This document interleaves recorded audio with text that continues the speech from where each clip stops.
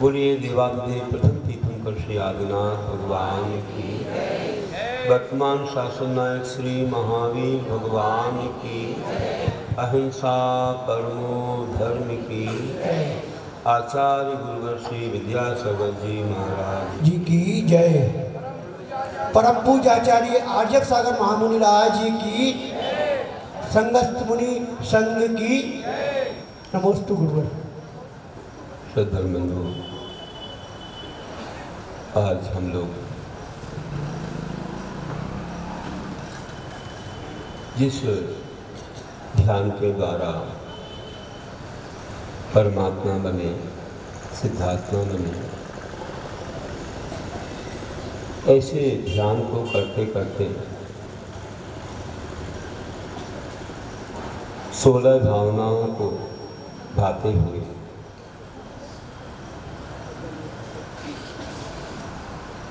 उन्हीं महान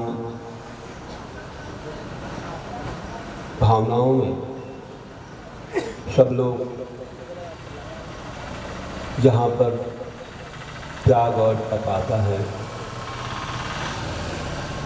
तो वहाँ पर सारे धर्म गर्भित हो जाते हैं। आचार्यों के मूल गुणों में 10 धर्म आते हैं। 10 धर्म भी मुनियों के साथ श्रावक लोग भी अपने जीवन में साधना के रूप में पालन करते हैं। तो अपन लोगों ने 16 भावनाओं के बीच में 10 धर्मों का भी उपदेश सुनकर के चिंतन किया। उत्तम समाधि 10 धर्मों का वर्णन बहुत ही महान था। बहुत अच्छे व्रताचरण के साथ लोगों ने उपवास, एकासन आदि, रस परित्याग आदि के साथ सब प्रकार से और भी कोई असंयम जो थे उनको भी छोड़ करके संयम के साथ 32 दिनों की आराधना या 10 दिनों की आराधना उपासना की। क्योंकि आचार्य भक्ति के अंदर इन सब का वर्णन आता है। 16 भावनाओं में आचार्य भक्ति में 10 धर्म आते हैं। वो भी हमने बहुत अच्छे से सुना, पालन किया। और ऐसे ही उस ध्यान के अंतर्गत जो भावनाएं 16 आदि भावनाएं आई और उन्हीं ध्यानों के भेदों में एक भेद अपाय विचय है। हम लोगों ने समता सर्वभूतेषु संयमे सुभावना आत्मरोध परित्याग स्थिति सामायिक अन्नतम।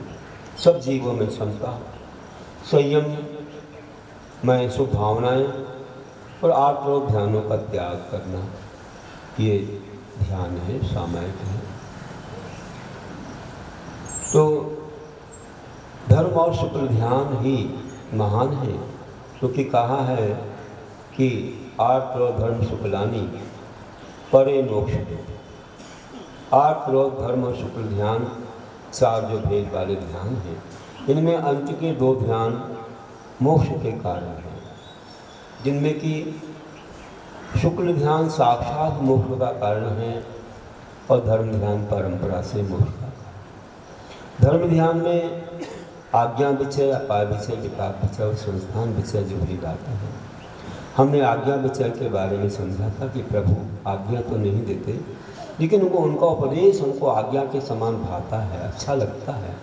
हम चाहते हैं कि उनका उपदेश ही हमें आज्ञा बने, उनका इशारा ही हमारे लिए सब कुछ हो जाए, हमारे उद्धार का कारण बन जाए। हमारे अंदर कोई ऐसी मान कसाय नहीं है, किसी भी प्रकार से हमारे अंदर कोई झिझक नहीं है, कोई प्रमाद नहीं है। हमारे अंदर पूर्ण उत्साह है, पूर्ण श्रद्धा है और उनका उपदेश, उनकी भावना मात्र ही हमारे लिए सब कुछ है। वही परंपरा से आ रहा है जो गुरु लोग हमको दे रहे हैं, वो भगवान की वाणी ही है। वे उद्धार की बात कहते हैं और हम उसे स्वीकार करते चले जाते हैं। मात्र इशारा ही काफ़ी होता है, हमारे लिए आदेश की आवश्यकता नहीं है, उपदेश ही हमें आज्ञा स्वरूप आती है, क्योंकि हमारी श्रद्धा बहुत गाढ़ होती है।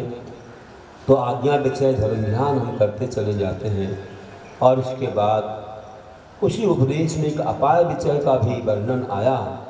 वह अपाय विषय क्या है? अपाय मतलब बचना होता है, जो हमें दुखदाई है उससे बचना। दुख देने वाली चीज़ें अपाय हैं। उन अपाय वाली चीज़ों से, उन पापों से, उन मिथ्यात्वों से, व्यसनों से सबसे बचना का चिंतन करना, सो अपाय विषय धर्म ध्यान।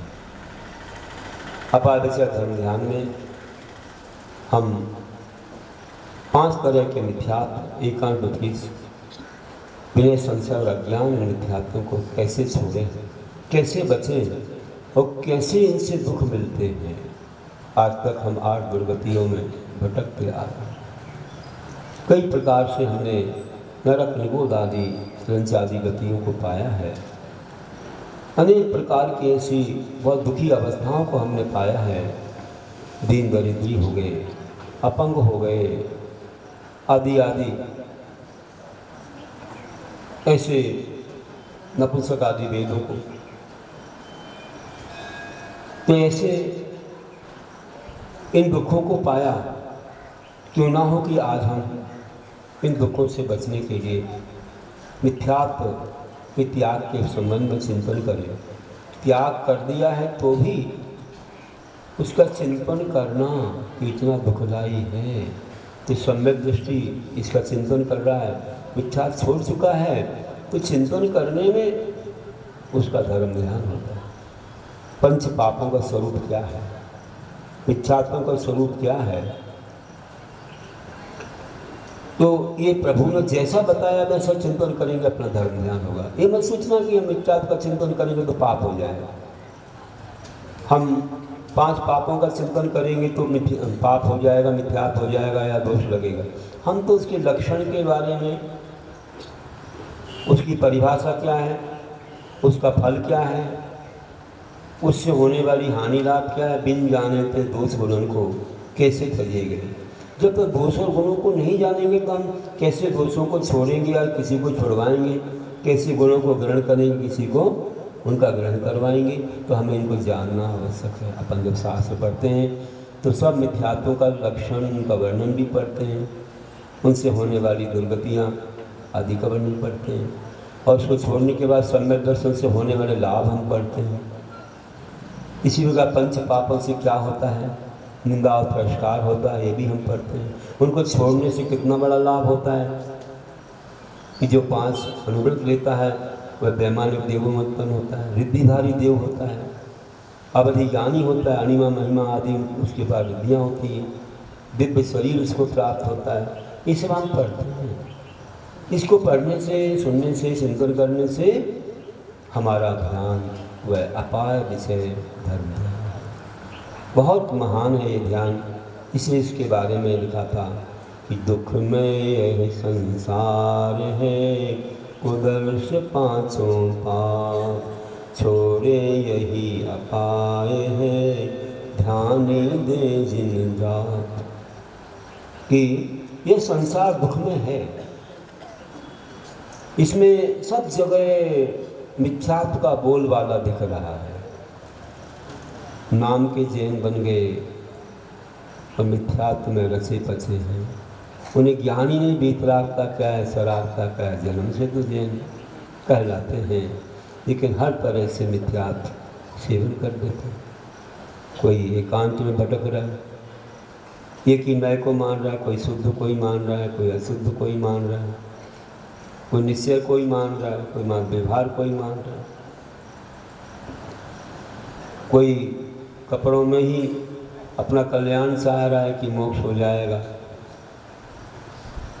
आदि आदि। और भी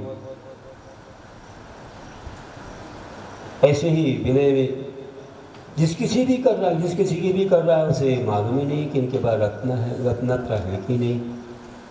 इनका पापों का त्याग है कि नहीं, ये मोक्ष मार्गी है कि नहीं।